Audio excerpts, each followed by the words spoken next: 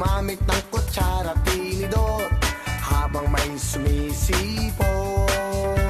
Itono mo ng ayos ang iyong gitara, nang hindi sintonado pag ako'y kumanta. Pag nagkaroling dapat lahat ay masaya, ang Pasko ay sasa